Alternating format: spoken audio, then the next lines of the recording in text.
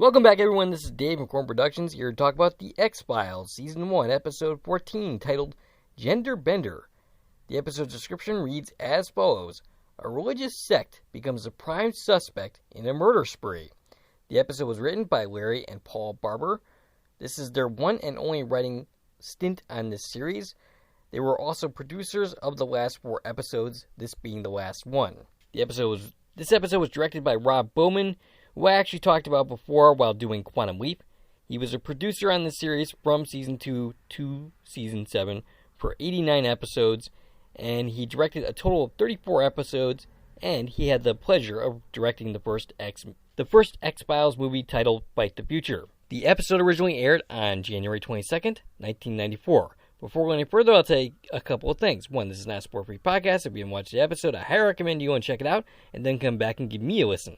Secondly, if you're listening on one of the platforms this podcast is now available on, please follow and feel free to check out my YouTube channel, Corn Productions, where additional content can be discovered. If you are already on my YouTube channel, please like, share, and comment, and subscribe to my channel. Alright, so I just did my regular blurb that I do with every podcast. However, I'm going to say that the spoilers for this one will be significantly lighter, because I am not going to do the usual scene by scene. This episode falls in the okay bill for me. I've always found it quite boring, even as a kid. I haven't really revisited it much as an adult. As a result, I'm kind of cheating it a little bit here and giving the episode the 3-minute treatment, which I did to a few episodes of Quantum Leap. The reason I'm not going to do this scene by scene is the boredom would seep into my performance, and frankly, it would be a miserable listen. It would be something that would be really boring and tedious to listen to. Not that I found these videos on the X-Files to be all that great for me. I'm going to give some casting notes and some production background that I got from the wiki pages of the episode, as well as trivia from Internet Movie Database. And I'm going to have a few minor comments, but other than that, this is not going to be very long. You're not going to be here for a long time, I promise. One line of interest to me in this episode is that Scully says, "In this day and age, it's hard to imagine somebody having sex with a complete stranger." That's a line that makes sense given the time that this episode was filmed, which is early 90s. That this was right smack dab in the middle of the AIDS epidemic. It reflects the attitudes of the time, but obviously times have changed in that regards. Obviously times have changed in regards to those type of attitudes. We live in a hookup culture. This is the age of Tinder, so on and so forth, and I think attitudes are very different about sex than they were back in the 90s. And plus, AIDS has become much less of a death sentence. There's treatments for it now. You can live a really long time, even with AIDS. The episode marks the debut of actor Nicholas Lee on this series, though he is not yet playing the thorn in everyone's side, Alex Krycek. He will show up next season and make appearances all the way up until season 8, when he finally meets his death. He shows up in the series finale as a ghost. That would be the series finale of the original series. And he does not make any appearances in the revival. And, why not? I mean, Cancer Man can be blown up by a missile and come back to life. I mean, Alex Krycek, he just got shot in the head. That should be easy to recover from. If Cancer Man can recover from basically being bombed to death, then Krycek can recover from a bullet to the head. Lee also, by the way, had a role in one of my all-time favorite sci-fi shows, Continuum. I recently spotted him in the new The Stand adaptation, which was not very good at all. For the record, I would not check that out. I would watch the original. Even the original had its problems, but I think it was overall better than the new The Stand. All told, he has 87 acting credits. Brent Hinkley as Brother Andrew has 83 credits, having starred in Silence of the Lambs and The West Wing. This show is frequently compared to Silence of the Lambs, so this is an interesting bit of casting trivia. Detective Horton is played by Mitchell Kosterman. He has 14 appearances on Smallville as Sheriff Ethan through the first 2 seasons. After that, he was replaced. In the latter half of Season 2, there was a new sheriff in town. Internet Movie Database says, Stevenson is a real town located in Richmond, British Columbia, and also doubles as Storybook, Maine in Once Upon a Time, 2000. That's the 2011 series.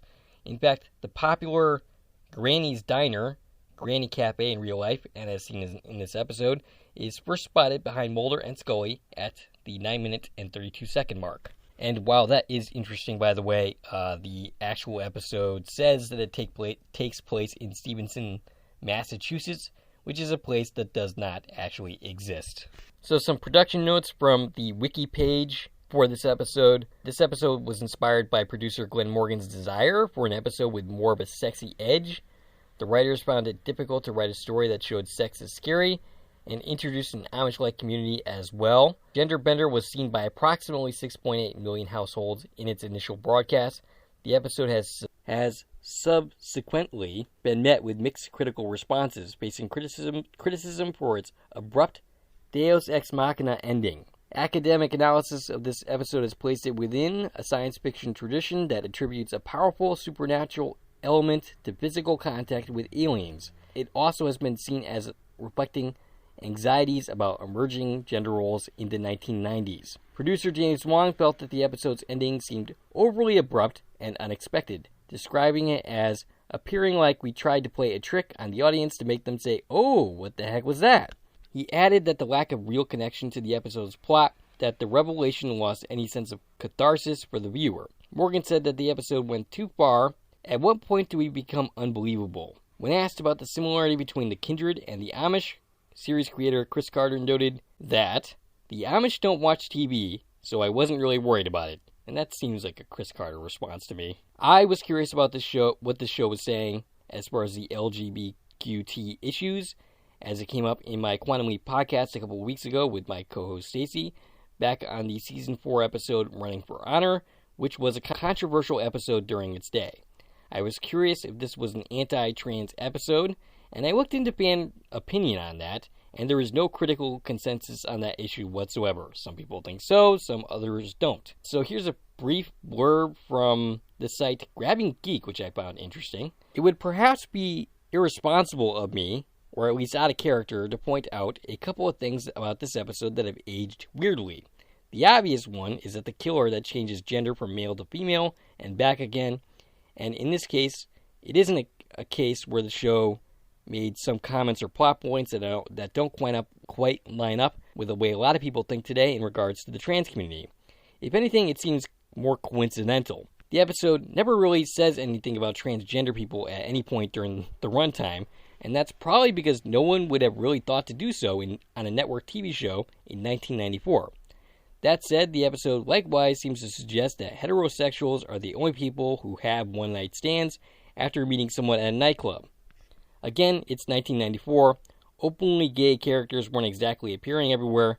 Will and Grace was still a few years away. In fact, that show appeared in 1998.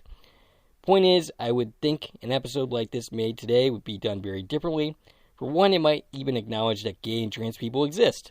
That's assuming the series would even try it, given the things said about trans people in some corners. If you are interested in reading that full article, which is a review of this episode, I will give you the link in the description. But yeah, so that's what people had to say.